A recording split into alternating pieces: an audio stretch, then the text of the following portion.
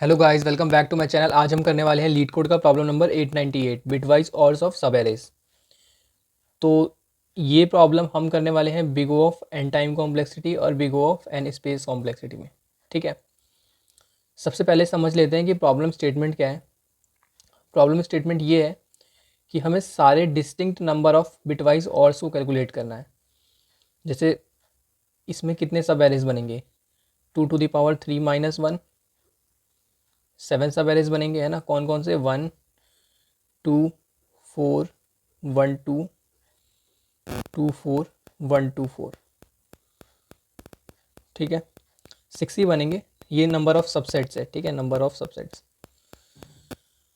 तो इसमें देखो, इसका और 1 आ जाएगा, इसका 2 आ जाएगा, इसका 4 आ जाएगा, इसका कुछ आएगा, इसका कुछ आएगा, इसका कुछ।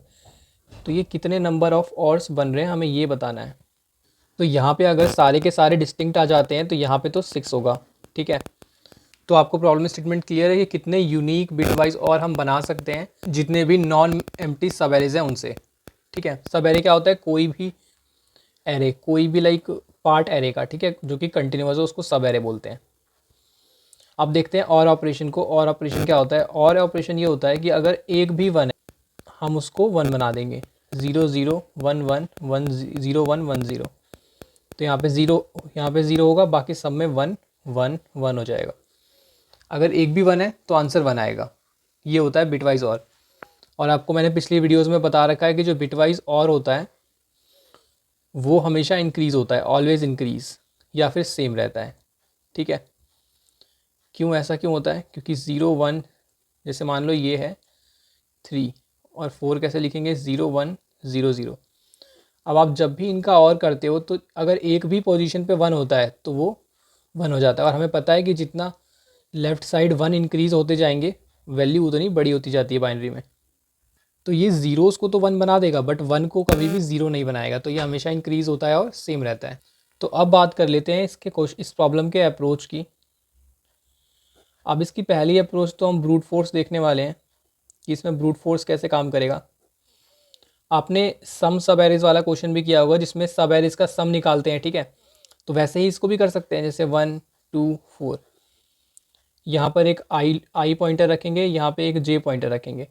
ठीक है, एक बार 1 और एक बार तो सिंगल सिंगल हो जाएगा, सबका 1 हो जाएगा, 1 2 हो जाएगा, 1 2 4 हो जाएगा। फिर आई यहाँ रखेंगे, फिर 2 हो जाएगा, फिर 2 4 का हो जाएगा, और फिर ओनली 4 हो जाएगा। तो सारे के सारे हमने सब एरेज कवर कर लिए। और इनको हम कहाँ ऐड करते हुए चलेंगे, इनको हम सेट में ऐड करेंगे, सेट में इन सब के और को। तो सेट में ऐड कर देंगे तो क्या हो जाएगा, सेट में ऐड करने के बाद हमें नंबर ऑफ डिस्टिंक्ट और मिल जाएंगे, हमें नंबर ऑफ डिस्टिंक्ट बिटवाइज और मिलेंगे। तो ये अप्रोच बहुत सिंपल है कि एक फॉर लूप यूज़ करो, फिर एक नेस्टेड जे आ जाएगा। अब हमें करना क्या है कि हमें हर एक जे के लिए यहाँ से कैलकुलेशन करनी है, और इक्वल टू और ARR जे, बस सिंपल है। और सेट में ऐड करते जाना है, सेट में ऐड करते जाएंगे और लास्ट में क्या रिटर्न कर देंगे, सेट साइज। ठीक है, तो आपको ये अप्रोच क्लियर होगी, ये तो आपको आती भी होगी पहले से। पर इसमें प्रॉब्लम क्या है कि ये टाइम कॉम्प्लेक्सिटी लेगी big O of n square की। अब देखते हैं इससे थोड़ी ऑप्टिमाइज्ड अप्रोच। तो हम 3 हैश सेट बनाने वाले हैं। देखो, सबसे पहले तो एक ग्लोबल हैश सेट बनाएंगे जो हमारा एक्चुअल और स्टोर करेगा। एक रिजल्ट हैश सेट बना लेंगे, ठीक है, और एक प्रीवियस जो प्रीवियस को ट्रैक करेगा। अब हम करने क्या वाले हैं, यहाँ पे एक लूप रन करेंगे 1 से 4 तक। ठीक है, तो सबसे पहले क्या होगा, तो सबसे पहले 1 आ जाएगा। अब हम 1 को क्या करेंगे, 1, आपको ये समझो ये प्रीवियस और रिजल्ट कहाँ पे काम आएंगे। हम यहाँ पे एक करंट हैश सेट बनाएंगे लूप के अंदर। ठीक है, जैसे ही करंट बनेगा तो करंट में हम क्या स्टोर करेंगे, करंट में हम यहाँ तक के, मतलब जिस भी इंडेक्स पर हैं उस इंडेक्स तक के सारे और को स्टोर कर लेंगे। तो ये काम हम कैसे करने वाले हैं, सबसे पहले तो 1 आएगा, तो 1 को अपने करंट में डाल लिया। ठीक है, और अब हम क्या करेंगे, प्रीवियस का काउंट करेंगे, प्रीवियस में जो जो है उन सब का और कर दो 1 के साथ। ठीक है, और करंट में ऐड कर दो। ठीक है, प्रीवियस जितने भी हमारे और होंगे उन सब का हमने करंट वाले, क्योंकि जब भी एक नया इंडेक्स इवॉल्व होगा तो वो सबके साथ अलग और बना सकता है। आपको डुप्लीकेट की चिंता नहीं करनी, क्योंकि इसमें सारे हैश सेट बने हुए हैं तो वो डुप्लीकेट कंटेंट नहीं करेंगे। और एट लास्ट हम क्या करेंगे, सारे के सारे अपने करंट को रिज़ल्ट में ऐड कर देंगे और प्रीवियस को करंट बना देंगे। कैसे, देखो करंट 1 हो गया, अभी तो प्रीवियस में कुछ नहीं है तो कोई बात नहीं। अब हमने रिज़ल्ट में क्या डाल दिया, ये हमारा रिज़ल्ट है, रिज़ल्ट में 1 डाल दिया और प्रीवियस को क्या बना दिया, करंट, ये बन गया है करंट। ठीक है, अब आ गए हैं इस पर, दोबारा एक करंट नया हैश सेट बनेगा, क्योंकि करंट को हम लूप के अंदर बना रहे हैं, तो जितने टाइम लूप रन होगा उतने टाइम करंट बनेगा। तो करंट में क्या स्टोर करवा देंगे, 2 को। अब जितने भी प्रीवियस क्या था, प्रीवियस ये था, अब पीछे वाले को इससे और करवा देंगे, तो 1 और 2 जो भी होगा वो करंट में स्टोर होगा। मान लेते हैं x, तो x इसमें स्टोर करवा दिया। ठीक है, अब एट लास्ट हम क्या करेंगे, 2, x को रिजल्ट में डाल देंगे और इसको बना देंगे प्रीवियस। ठीक है, जैसे ही ये प्रीवियस बना, अब हम आगे चलेंगे तो 4 पे आ गए, तो 4 का क्या करेंगे, पहले तो 4 को ऐड करवा लेंगे करंट में, 4 ऐड हो गया। अब सारे प्रीवियस को नए वाले इंडेक्स से क्या करेंगे, और कर देंगे, तो 4 2 एंड 4x, अब ये दोनों के दोनों इसके अंदर आ गए। ठीक है, मान लेते हैं y और z हो गई है। अब इसको इसके अंदर ऐड करवा देंगे तो क्या हो गया, 4y और z, और इसको क्या बना देंगे, प्रीवियस। अब इसके आगे कुछ नहीं है तो लूप रन नहीं होगा, तो देखो हमारे पास यहाँ पे रिजल्ट में 6 साइज आ गया ना, 1 2 x 4 y z। अब ये एक्स वाई जेड हमने ऐसे ही वेरिएबल्स माने हैं, हमने और निकाल के नहीं देखा। ये सेम होंगे तो साइज़ कम हो जाएगा, अगर डिस्टिंक्ट होंगे तो 6 का 6 हो जाएगा साइज़। अब एक बार इसको कोड से समझ लेते हैं।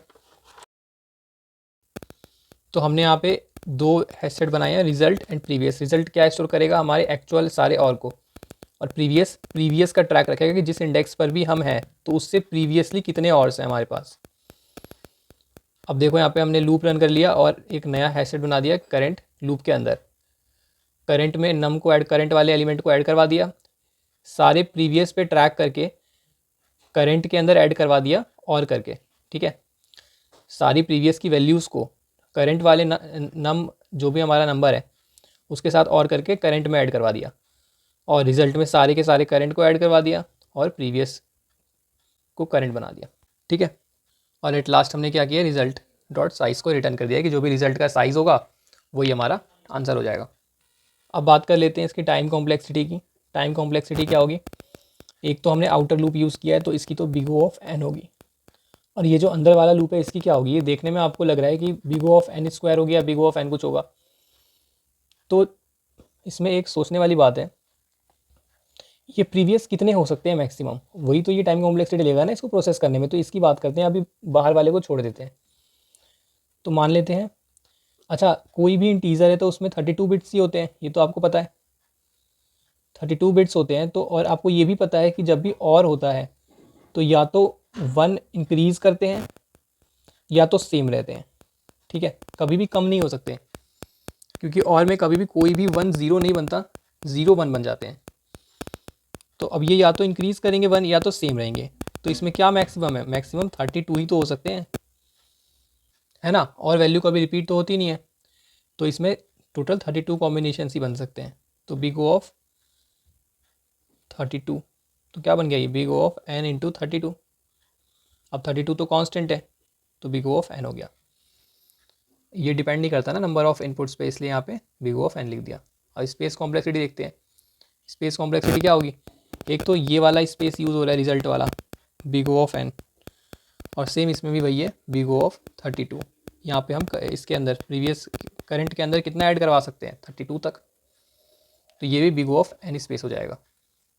तो गाइज़ अगर आपको वीडियो हेल्पफुल लगी हो तो वीडियो को लाइक करें और चैनल को सब्सक्राइब कर लें।